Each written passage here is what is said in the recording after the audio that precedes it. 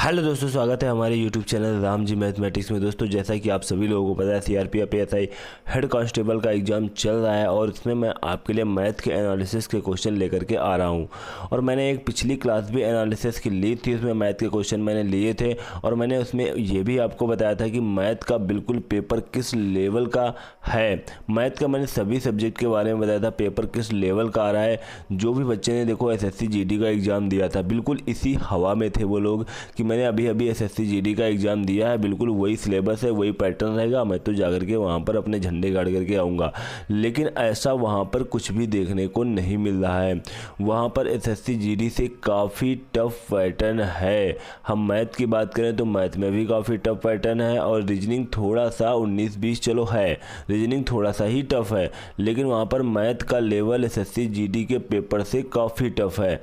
इसीलिए यहाँ पर आज देखो, जो मैं यहाँ पर मैथ के क्वेश्चन कराऊंगा वो आप लोग खुद ही देखोगे।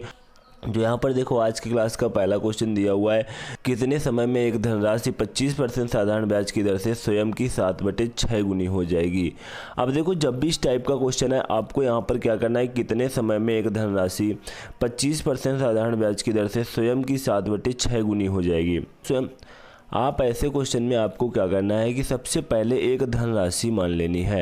एक धनराशि, आप धनराशि क्या मानोगे, जैसे कि मैं मूलधन अपना कुछ भी मान लेता हूँ। कुछ भी मानने का मतलब है, यहाँ पर जो दिया हुआ है साधारण ब्याज की दर से स्वयं की 7/6 गुनी हो जाएगी, स्वयं की 7/6 गुनी हो जाएगी। तो यहाँ पर अपनी मैं धनराशि कितनी 6 मान लेता हूँ, धनराशि अपनी मैं 6 मान लेता हूँ। और यहाँ पर कितने समय में एक धनराशि 25% साधारण ब्याज की दर से स्वयं की 7/6 गुनी हो जाएगी। तो यहाँ पर अगर हम 6 का 7/6 निकालेंगे तो कितना होगा, 7 होगा। ये क्या 7 क्या आया, 7 आपका जो है ये मिश्र धन है, मतलब 25% की दर से कुछ समय बाद ये धन 7 रुपये हो जाएगा। 7 रुपये हो जाएगा तो इसमें ब्याज कितने रुपए का मिला, ब्याज जो आपका एसआई मिला है वो 1 रुपये का मिलेगा। 1 रुपये का ही तो मिलेगा, क्योंकि 6 रुपये धन था, 7 रुपये हो गया तो 1 रुपये ब्याज मिला। अब आसानी के साथ ये क्वेश्चन आप सॉल्व कर सकते हो। जैसे कि यहाँ पर देखो, फार्मूला क्या होता है हमारा, साधारण ब्याज बराबर मूलधन इंटू दर इंटू समय और बटे 100। इसी में रख देंगे। साधारण ब्याज मुझे 1 रुपया पता है, मूलधन हमें कितना पता है, 6 माना था, दर हमें 25% पता है और टाइम हमें पता नहीं है, बटे 100 कर देंगे। 25 चक्को 100 हो जाएगा। तो टाइम देखो हमारा यहाँ पर कितना आ चुका है, टाइम हमारा कितना 4/6 आएगा, तो 2/3 हो जाएगा। 2/3 year will be right answer हो जाएगा। उसके बाद देखो हमारा नेक्स्ट क्वेश्चन है। अब यहाँ पर देखो, जो हमारा एक रेलगाड़ी का क्वेश्चन दिया हुआ है, बिल्कुल बेसिक क्वेश्चन है, कुछ भी नहीं है इसमें। देखो क्वेश्चन यहाँ पर आपके थोड़ा सा कैलकुलेटिव आ रहे हैं, जैसे कि कोई क्वेश्चन तो लैंग्वेज में काफ़ी बड़ा है और कोई क्वेश्चन कैलकुलेशन में बड़ा है। कैलकुलेशन में कैसे, देखो क्वेश्चन ऐसा कुछ भी नहीं आ रहा है कि आप क्वेश्चन देखो तो कुछ समझ में ना आए, कोई ऐसी लैंग्वेज आ रही है, ऐसी कोई लैंग्वेज नहीं आ रही है। बस क्वेश्चन की या तो कैलकुलेशन टफ है या तो वहाँ पर लैंग्वेज काफ़ी बढ़ा चढ़ा करके लिख रखा है। तो यहाँ पर जैसे देखो क्वेश्चन में दिया हुआ है, 2 रेलगाड़ियाँ जिनकी लंबाई 220 मीटर और 270 मीटर है, एक दूसरे की ओर क्रमशः 135 किलोमीटर प्रति घंटा और 117 किलोमीटर प्रति घंटा की चाल से चलना शुरू करती हैं। वे एक दूसरे को एक बिंदु पर पार करती हैं। रेलगाड़ियाँ एक दूसरे को कितने समय में पार करेंगी। जब भी इस टाइप का क्वेश्चन है, रेलगाड़ियाँ एक दूसरे को कितने समय में पार करेंगे, तो समय बराबर क्या होगा, यहाँ पर दूरी को लेंगे और चाल को लेंगे। दूरी को, अब देखो दूरी, इसमें डिस्टेंस क्या है, अब इसमें दूरी हमें क्या लेनी होती है, जब भी रेलगाड़ियाँ एक दूसरे को पार करें तो दूरी, हम जो रेलगाड़ियों की लंबाई है, तो एक रेलगाड़ी हमारी 220 मीटर की है और एक रेलगाड़ी हमारी 270 मीटर की है, वही लंबाई ले लेंगे। और उसके बाद यहाँ पर एक दूसरे की ओर क्रमशः चलना प्रारंभ करती है, इसका मतलब ये विपरीत दिशा में चल रही है। विपरीत दिशा में चालें क्या होती हैं, जुड़ जाएंगी। 117 किलोमीटर प्रति घंटा। अब ये देखो किलोमीटर प्रति घंटा में है, तो इसको मीटर प्रति सेकंड में बनाने के लिए 5/18 से क्या कराएंगे, मल्टीप्लाई कराएंगे। 5/18 से मल्टीप्लाई कराएंगे। तो यहाँ पर देखो कितना आ जाएगा, 2 2 4, 490 हमारा ये हो जाएगा, 490 हमारा ये हो जाएगा। और यहाँ पर 35 7 42 10 52, 52 यहाँ 252 हो जाएगा। 252 इंटू 5/18 से मल्टीप्लाई करा देंगे तो यहाँ पर 18 एकम 18 और यहाँ पर कितना बचा 7, 18 का 4 बार यहाँ पर करेंगे तो 72 आएगा और यहाँ पर 14 पंचे 70 हो जाएगा। तो यहाँ पर देखो 14 पंचे कितना होगा, 70 होगा। 70 से आपका 0 ये 7 7 49। तो यहाँ पर 7 सेकंड में एक दूसरे को पार कर देंगे, यही क्या हो जाएगा, राइट आंसर हो जाएगा। उसके बाद देखो हमारा नेक्स्ट क्वेश्चन है। यहाँ पर देखो जो हमारा नेक्स्ट क्वेश्चन दिया हुआ है, यदि ललिता अपने घर से कार द्वारा 45 किलोमीटर प्रति घंटे की गति से अपने स्कूल के लिए निकले तो वह 60 किलोमीटर प्रति घंटे की गति से चलाने की अपेक्षा 5 मिनट ज़्यादा समय लेती है। घर से स्कूल की दूरी ज्ञात कीजिए। इस क्वेश्चन का देखो सीधा सा मतलब ये है, अगर ललिता अपने घर से कार द्वारा स्कूल के लिए देखो जाती है, अगर वो 45 किलोमीटर प्रति घंटा की चाल से जाती है और अगर वह 45 किलोमीटर प्रति घंटा की चाल से न जाकर के 60 किलोमीटर प्रति घंटा की चाल से जाए तो उसका यहाँ पर 5 मिनट बचेगा। वही यहाँ पर 5 मिनट का अंतर दिया हुआ है। अगर वो 45 की चाल से जाए और 60 की चाल से जाए तो यहाँ पर 5 मिनट का डिफरेंस आता है। तो सीधा सा देखो मतलब है, यहाँ पर आप स्पीड का रेशियो, जैसे कि दोनों स्पीड दी हुई हैं उनका हम रेशियो बना सकते हैं। एक स्पीड S1 मान लेते हैं, एक स्पीड S2 मान लेते हैं। मतलब वो पहले 45 की चाल से जाती थी और बाद में 60 की चाल से गई। तो यहाँ पर जब इनका रेशियो हम बनाएंगे 15 ते 45 और 15 चक्को 60, तो यहाँ पर देखो कितना आ जाएगा, 3:4 आ जाएगा। 3:4 आ जाएगा। तो यहाँ पर देखो अब क्या हो जाएगा, 3:4। अब ये हमारा देखो चाल का रेशियो आ चुका है, S1 अनुपात S2 का आ चुका है। ये हमारा चाल का रेशियो है, मतलब स्पीड का रेशियो है। इससे हम अपना टाइम का रेशियो निकाल सकते हैं, T1 अनुपात T2, 4:3। ये किसका रेशियो आ गया, टाइम का रेशियो आ गया। अगर पहली यहाँ पर चाल से जाती 45 की स्पीड से जाओगे तो 4 का समय लगेगा, 60 की स्पीड से जाओगी तो 3 का समय लगेगा। हमारे अकॉर्डिंग डिफरेंस कितने का है, 1 का। क्वेश्चन के अकॉर्डिंग डिफरेंस कितने का है, 5 मिनट का। 1 बराबर 5 के। तो यहाँ पर अब रियल टाइम हम निकाल सकते हैं। अब ये देखो 5 मिनट है, इतना यहाँ पर ध्यान रखना। जो यहाँ पर दिया हो मिनट सेकंड घंटा वही हम लिखेंगे और वही यहाँ पर जो रियल वैल्यू में मल्टीप्लाई करा करके निकालेंगे तो वही हमारा मिनट में ही आंसर आएगा। जैसे कि हमारा टाइम यहाँ पर देखो 1 बराबर 5 के, तो रियल टाइम निकालेंगे तो 5 का 4 से मल्टीप्लाई कराएंगे तो T1 = हमारा टाइम कितना आ जाएगा, 20 मिनट। एक टाइम हमारा आ गया 20 मिनट और दूसरा टाइम देखो यहाँ पर निकाल लेते हैं T2। 3 का 5 से गुणा करा देंगे तो यहाँ पर आ जाएगा 15 मिनट यहाँ पर आ जाएगा।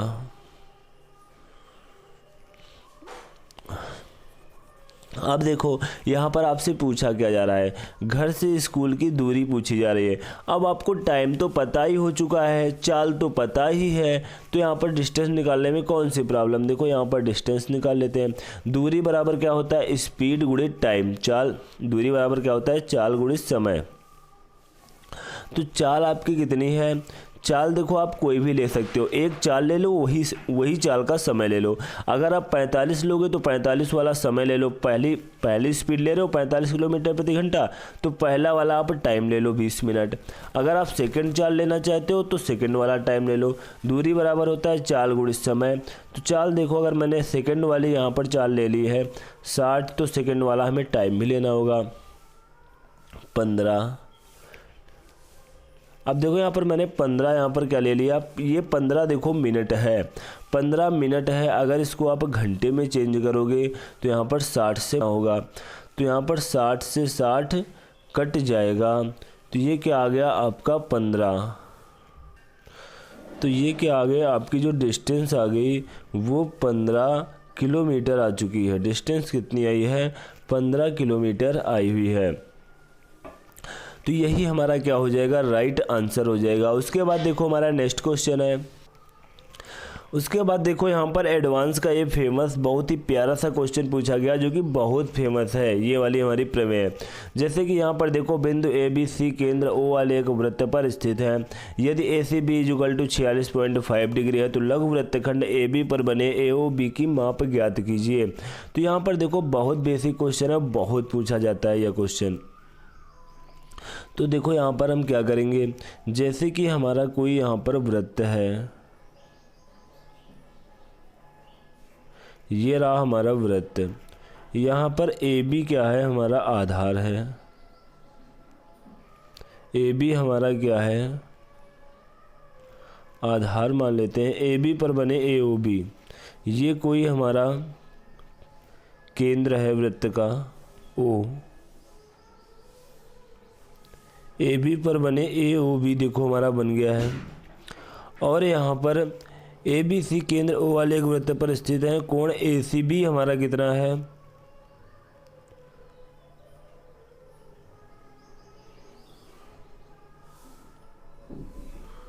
कोण ए सी बी कितना है हमारा 46.5 डिग्री।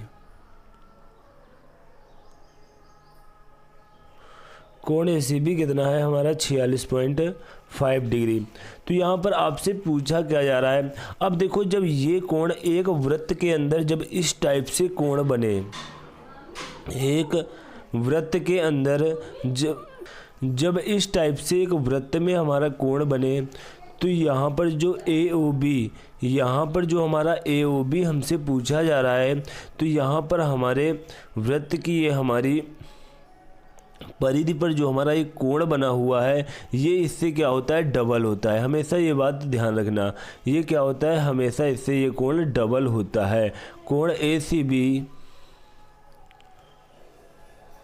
कोण ए सी बी, कोण ए सी बी से जो हमारा कोण ए ओ बी होगा, कोण ए ओ बी होगा, ये कितना होगा, इससे हमेशा कितना होगा, डबल होगा।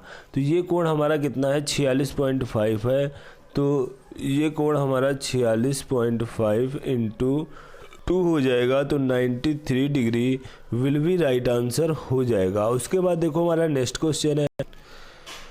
यहाँ पर देखो जो हमारा नेक्स्ट क्वेश्चन दिया हुआ है, टाइम एंड वर्क का प्यारा सा क्वेश्चन दिया हुआ है। एक पिता एक कार्य को 8 दिनों में पूरा कर सकता है, जबकि पुत्र उसी कार्य को 7 दिनों में पूरा कर सकता है। यदि वो एक एक दिन छोड़कर कार्य करे और पिता कार्य शुरू करे तो कार्य पूरा करने में कितना समय लगेगा। बिल्कुल बेसिक क्वेश्चन है। देखो जैसा कि मैं लगातार आपको बता रहा हूँ, क्वेश्चन कठिन नहीं आ रहे हैं, या तो क्वेश्चन की लैंग्वेज बड़ी है, अगर क्वेश्चन हमारा देखने में छोटा है तो वो कैलकुलेटिव है। बस इस टाइप के क्वेश्चन आ रहे हैं, वहाँ पर आपको जाकर के अपनी स्पीड को बहुत मेंटेन करना होगा। जिन भी बच्चों का भी बाद में एग्जाम है वो लगातार बस मॉक दीजिए मैथ रीजनिंग में। अगर आप मॉक नहीं दे रहे हैं तो आपकी स्पीड आप लोग एडजस्टमेंट नहीं कर पाओगे और वहाँ पर क्वेश्चन छोड़ करके आओगे। जैसे कि देखो यहाँ पर दिया हुआ है, एक पिता एक कार्य को 8 दिनों में पूरा कर सकता है। एक पिता, जैसे पिता को देखो मैं ए मान लेता हूँ, वो 8 दिनों में पूरा कर सकता है। और पुत्र, उसी कार्य को पुत्र के लिए मैं बी मान लेता हूँ, वो 7 दिनों में पूरा कर सकता है। तो यहाँ पर इनका क्या लेंगे हम, 8 7 56, यहाँ पर एलसीएम ले लेंगे और यहाँ पर पिताजी की जो कैपेसिटी आ जाएगी 7 आ जाएगी और यहाँ पर पुत्र की जो कैपेसिटी आ जाएगी वो 8 आ जाएगी। उसके बाद यहाँ पर दिया हुआ है, यदि वे एक एक दिन छोड़कर कार्य करें, एक एक दिन छोड़कर कार्य करें मतलब एक दिन पिताजी करते हैं और एक दिन पुत्र करते हैं। तो यहाँ पर 2 दिन में कितना कार्य होगा, 2 दिन में कितना कार्य होगा, 2 दिन में 15 कार्य होगा। 2 दिन में देखो 15 कार्य हो रहा है, तो यहाँ पर अगर हम 3 से मल्टीप्लाई करा दें तो 6 डेज और यहाँ पर 45 वर्क आपका कंप्लीट हो चुका है 6 दिनों में। अब देखो 6 दिन हो चुके हैं, तो अब 7वां दिन जो काम होगा, जो 7वां दिन काम होगा, तो अब कौन होंगे यहाँ पर, 7वें दिन पर यहाँ पर कौन होंगे, तो 7वें दिन हमारे पिताजी आएंगे। क्योंकि देखो एक दिन पिताजी कर रहे हैं, एक दिन पुत्र कर रहे हैं, एक दिन पिताजी कर रहे हैं, एक दिन पुत्र कर रहे हैं। तो 7वां दिन जो आएगा वो पिताजी के नाम आएगा, क्योंकि पहला दिन वहाँ पर कौन था, पिताजी का था। तो 7वां दिन जो पिताजी आएंगे, तो पिताजी की कैपेसिटी कितनी है, 7 है। तो यहाँ पर 7वें दिन अब कितना कार्य हो गया, 45 कार्य हुआ था, 7वें दिन 7 कार्य और हुआ तो 52 वर्क हो गया। उसके बाद यहाँ पर देखो 8वां दिन आया, इधर देख लेते हैं। यहाँ पर जब 8वां दिन आया 8 डेज, तब पुत्र जी काम करने आए। तो पुत्र जी की कैपेसिटी कितनी है, एक दिन में 8 वर्क और कार्य हमारा कितना बचा हुआ है, देखो 52 वर्क हो चुका है और यहाँ पर हमें टोटल कितना वर्क कराना है, 56 कराना है। तो यहाँ पर कितना बचा हुआ है, 4 कार्य बचा हुआ है। 4 कार्य बचा हुआ है तो इनकी कैपेसिटी कितनी है, 8 वर्क पर डे। 8 वर्क एक दिन में करते हैं तो ये 4 वर्क कितने दिन में करेंगे, आधा दिन में करेंगे। 4 वर्क कितने दिन में करेंगे, आधा दिन में करेंगे। तो यहाँ पर हमारा 7 दिन में 52 वर्क हो चुका है। देखो 7 दिन में 52 वर्क हो चुका है। 8वां दिन आया और 8वें दिन में इन्होंने आधे ही दिन में 1/2 दिन, आधे ही दिन में इन्होंने कितना, 4 वर्क और कर दिया। तो 52 और 4 कितना हो गया, 56 हो गया। 52 4 कितना हो गया, 56 हो गया। और इसमें टोटल टाइम कितना लगा, 7.5 डेज का। 7.5 डेज का यहाँ पर टोटल टाइम लगा हुआ, यही हमारा क्या हो जाएगा, राइट आंसर हो जाएगा। उसके बाद देखो हमारा नेक्स्ट क्वेश्चन है। यहाँ पर देखो जो नेक्स्ट क्वेश्चन दिया हुआ है ये भी हमारा टाइम एंड वर्क का ही क्वेश्चन है। कमल किसी कार्य को 14 दिनों में पूरा कर सकता है। विमल कमल से 40% अधिक कार्य कुशल है। विमल अकेले उसी कार्य को कितने दिनों में पूरा करेगा।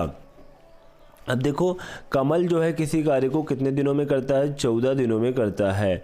यहाँ पर कहा गया है विमल और कमल की देखो तुलना की गई है। विमल है और कमल है। विमल जो है कमल से 40% अधिक कार्य कुशल है। 40% का आप फ्रैक्शन वैल्यू यहाँ पर निकाल सकते हो, 4/10 2/5 आ जाएगा। 2/5 अगर यहाँ पर विमल कमल से इनकी 5 है तो इनकी 2/5 फ्रैक्शन वैल्यू हुई, तो ये इनसे 2 अधिक होगी तो ये कितनी हो जाएगी, 7 हो जाएगी। तो यहाँ पर ये देखो मैंने अधिक कार्य कुशल है, कार्य कुशल का मतलब ये यहाँ पर डेज नहीं है, ये इनकी जो आई है कैपेसिटी मैंने निकाली है कि विमल की अगर कैपेसिटी 7 है और कमल की कैपेसिटी कितनी है, 5 है। मतलब इनकी कार्य करने की एक दिन में क्षमता जैसे 5 वर्क है तो ये एक दिन में 7 वर्क करते हैं। अब देखो यहाँ पर निकालना क्या है, विमल अकेले उस काम को कितने दिनों में करेगा। अब यहाँ पर मुझे कमल के कार्य दिए हुए, कमल किसी कार्य को 14 दिनों में करता है तो कमल की हमें कैपेसिटी भी पता है कितनी है, 5 है। तो ये 14 दिनों में वो पर डे 5 वर्क कर रहे हैं तो टोटल वर्क यहाँ से हम निकाल सकते हैं। टोटल वर्क यहाँ से निकाल सकते हैं, कितना हो जाएगा, 70 हो जाएगा। और यहाँ पर विमल अकेले उस कार्य को, अब देखो विमल भी उसी कार्य को विमल से कराया जा रहा है तो विमल भाई साहब क्या करेंगे, इस 70 वर्क को, इनकी कैपेसिटी कितनी है, 7, तो ये 7 की क्षमता के साथ इस कार्य को करेंगे तो और 10 दिन में इस कार्य को समाप्त कर देंगे। 10 days will be right answer हो जाएगा, विल बी राइट आंसर हो जाएगा। उसके बाद देखो हमारा नेक्स्ट क्वेश्चन है। यहाँ पर देखो जो नेक्स्ट क्वेश्चन दिया हुआ है, किसी शोरूम में किसी वस्तु का सूची मूल्य 2000 रुपये है, इसे 20% और 10% के क्रमागत छूटों पर बेचा जाता है। शुद्ध बिक्री मूल्य ज्ञात कीजिए। शुद्ध बिक्री मूल्य ज्ञात कीजिए किसी शोरूम में किसी वस्तु का। अब देखो किसी शोरूम में किसी वस्तु का जो सूची मूल्य दिया हुआ है वो कितना है, 2000 रुपये है। ये हमारा सूची मूल्य है। सूची मूल्य मान लो, अंकित मूल्य मान लो, मार्क प्राइस मान लो, जो भी मन हो वो आपका मान लो। यहाँ पर 2000 रुपये दिया हुआ है और इसे 20% और 10% की क्रमागत छूटों पर बेचा जाता है। तो शुद्ध बिक्री मूल्य ज्ञात कीजिए। बिल्कुल बेसिक क्वेश्चन है। 20% मतलब 20×500, यहाँ पर 4/5, 10% 1/10, 9/10। यहाँ पर छूट दी जा रही है ना, 5 की थी 4 की दी गई, 10 की थी 9 की दी गई। तो यहाँ पर अब यहाँ निकाल लेंगे हम, 0 से 0 कैंसिल हो जाएगा और 5 चक्को 20 हो जाएगा, 0 हमारा ये आ जाएगा। यहाँ पर 40 × 4 × 9 हो जाएगा। तो यहाँ पर देखो 9 चक्के 36 और 36 का हम कितने से गुणा कराएंगे, 40 से गुणा कराएंगे। तो यहाँ पर 0, 4 × 24 और 4 × 12। तो यहाँ पर 14। 1444 विल बी राइट आंसर हो जाएगा। 1440 विल बी राइट आंसर हो जाएगा। इसका मतलब 2000 की थी और हमें अब 1440 की मिल रही है। उसके बाद देखो हमारा नेक्स्ट क्वेश्चन है। यहाँ पर देखो जो क्वेश्चन नंबर 18 दिया हुआ है, बहुत प्यारा सा क्वेश्चन है। देखो इस टाइप के क्वेश्चन की जब भी मैं टॉपिक वाइज क्लास लेकर के आऊँगा, ऐसे क्वेश्चन के धड़ल्ले उड़ा दूंगा कि बिल्कुल चुटकी बजाते हुए ऐसे क्वेश्चन का आप लोग आंसर दोगे। इसमें बहुत से आप लोगों को टाइप बताए जाते हैं ऐसे क्वेश्चन में, ऐसा कर लो ऐसा कर लो, लेकिन यहाँ पर ऐसे क्वेश्चनों का मैं एक ही तरीका बताऊंगा और सेकंडों में यहाँ पर आंसर आएगा। जैसे कि यहाँ पर देखो अभी आपको थोड़ा सा बेसिक कम समझ में आया, क्योंकि यहाँ पर मैं इतना नहीं समझाऊंगा क्योंकि ये एनालिसिस की क्लास है, मुझे पूरी जल्द से जल्द इसे समाप्त भी करनी है। जैसे कि यहाँ पर देखो बाजार मूल्य में 25% की कमी के बाद सीता 30 रुपये में 1 किलो अधिक चीनी खरीदती है। अब देखो 1 किलोग्राम ये अधिक चीनी खरीद रही है कब? जब 25% की कमी हुई है। जब 25% की कमी 1 किलोग्राम चीनी अधिक, तो 25% की तुलना 1 किलोग्राम चीनी से, यहाँ पर मल्टीप्लाई 100 से करा देंगे। यहाँ पर कितना आया? 4। ये क्या आया? ये 1 kg था, ये कितना आया? 4 kg आ गया। इसका मतलब क्या हुआ? इसका सीधा सा मतलब ये जो हमारा 4 kg आया है, ये हुआ कि ये वर्तमान में जो चीनी खरीद रही हैं वो 4 kg खरीद रही हैं। इतना सा आपको यहाँ पर ध्यान रखना है। जो यहाँ पर वैल्यू आए, ये वर्तमान की वैल्यू आ गई, तो यहाँ पर जो हमारा ये वर्तमान में मूल्य आता है, कितना आता है?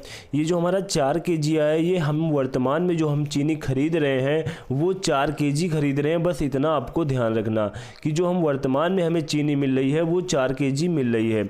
अगर ये कमी ना हुई होती, तो यहाँ पर 1 किलोग्राम चीनी अधिक ना मिलती हमें। इसका मतलब जो हम पहले हमें चीनी मिल रही थी वो 3 kg मिल रही थी। बिल्कुल बेसिक सी बातें हैं, क्वेश्चन में ही साफ साफ दिया हुआ है, बस हमें केवल ध्यान देना है। यहाँ पर जो पहले हमें चीनी मिल रही थी वो 3 kg मिल रही थी, क्योंकि ये 25% की कमी की वजह से 1 kg एक्स्ट्रा मिली है, तो हमें 4 kg मिले। इसका मतलब पहले 3 kg मिले। तो चीनी का वास्तविक मूल्य ज्ञात कीजिए। वास्तविक मूल्य मतलब जो कमी, जब कमी नहीं हुई थी तो वो हमें मूल्य यहाँ पर आपको बताना है। तो चीनी हम कितने रुपए में? 30 रुपए में 1 किलोग्राम अधिक खरीदते थे, तो इसका मतलब अब हम 30 रुपए में 4 kg खरीद रहे हैं।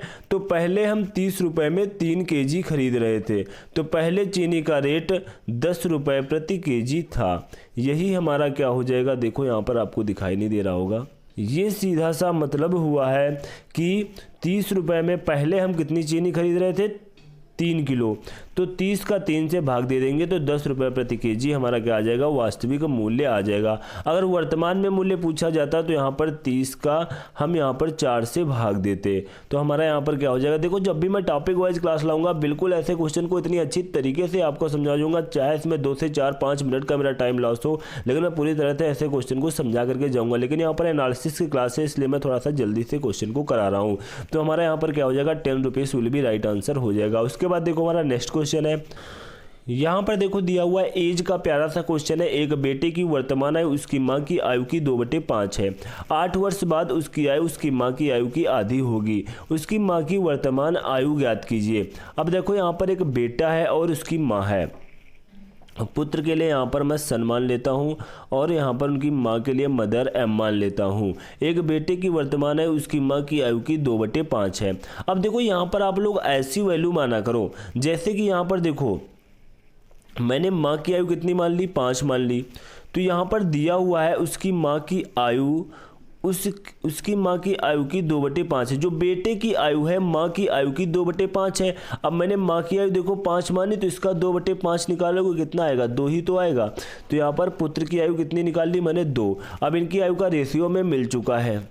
8 वर्ष बाद उसकी आयु उसकी माँ की आयु की आधी होगी। अब देखो यहाँ पर ज़्यादा नहीं सोचना होता है कि 8 वर्ष बाद उसकी आयु उसकी माँ की आयु की आधी होगी। किसकी आयु आधी होगी? अरे मेरे दोस्त, बच्चा कभी माँ से बड़ा थोड़ी नहीं हो जाएगा। इसका मतलब जो बच्चा, जैसे माँ हमारी 2 साल की है तो पुत्र हमारा कितना होगा? 1 साल का होगा। ऐसे क्वेश्चन में बहुत तो यही ढूंढा करते हैं कि अरे आधी हो जाएगी, किसकी? माँ की आधी हो जाएगी कि बच्चे की आधी हो जाएगी? अरे बिल्कुल बेसिक क्वेश्चन है। जैसे कि यहाँ पर जो हमारा पुत्र है और मदर है, एक क्वेश्चन तो मैंने हमने ये बना ली है। और 8 वर्ष बाद जो है अगर माँ की आयु 2 है तो बच्चे की आयु आधी हो जाएगी। ये 8 वर्ष बाद की बात कही जा रही है, तो 1:2 हो जाएगा। तो उसकी आयु उसकी माँ की आयु की आधी होगी, उसकी माँ की वर्तमान आयु। अब देखो यहाँ पर हमारी दोनों इक्वेशन बन चुकी हैं। दोनों इक्वेशन एज के क्वेश्चन में आपको क्या देखना होता है कि यहाँ पर जो सेम अंतर चल रहा है कि नहीं चल रहा है। यहाँ पर देखो अंतर कितने का चल रहा है, यहाँ पर 3 घट रहा है, यहाँ पर 1 घट रहा है। ऐसा नहीं होना चाहिए, अंतर सेम चलना चाहिए। अंतर सेम चलने के लिए यहाँ पर क्या करेंगे, इनके बीच का डिफरेंस 1 का, इनके बीच का डिफरेंस यहाँ पर कितने का है, 3 का है। अब यहाँ पर इस वाले का डिफरेंस का गुणा यहाँ पर और इसका गुणा हम यहाँ पर कराएंगे। तो यहाँ पर 1 से कराएंगे कोई मतलब नहीं निकलेगा, तो ऊपर हमारा 2:5 ऐसे ही आ जाएगा। और उसके बाद यहाँ पर जो हम 3 से कराएंगे तो यहाँ पर देखो 3 और यहाँ पर कितना आ जाएगा, 6 आ जाएगा। यहाँ पर 3 और यहाँ पर कितना आ जाएगा, 6 आ जाएगा। अब देखो हम यहाँ पर क्या करेंगे, अब देखो डिफरेंस हमें सेम दिखाई दे रहा है। 2 से 3 हो रहा है, 5 से 6 हो रहा है। एक वर्ष बढ़ रहा है, 1 वर्ष बढ़ रहा है। लेकिन यहाँ पर 1 वर्ष की बात नहीं कही गई है। 1 वर्ष देखो यहाँ पर 5 से 6 हो रहा है, 2 से 3 हो रहा है। यहाँ पर हमारे अकॉर्डिंग जो हमने क्वेश्चन बनाया है अपने अकॉर्डिंग 1 वर्ष बढ़ रहा है। लेकिन यहाँ पर क्वेश्चन में 8 वर्ष बाद की बात कही गई है कि इनसे 8 वर्ष बाद, इनसे 8 वर्ष बाद।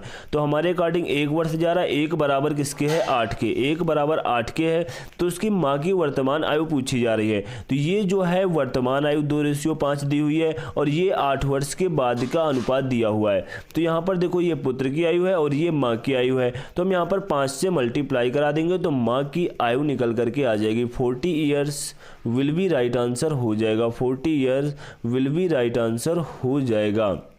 तो दोस्तों ये मेरी आज की क्लास का लास्ट क्वेश्चन था। तो मेरी ये आज के एनालिसिस की क्लास कैसी लगी नीचे कमेंट बॉक्स में कमेंट करके अवश्य बता देना। और अभी तक हमारे YouTube channel Ram ji mathematics को सब्सक्राइब नहीं किया, सब्सक्राइब कराना, बेल आइकन पे ऑल पे जाकर के प्रेस करना, जिससे किसी भी प्रकार की कोई नई वीडियो अपलोड करो उसकी नोटिफिकेशन आपको तुरंत मिल सके। Thanks to all of you.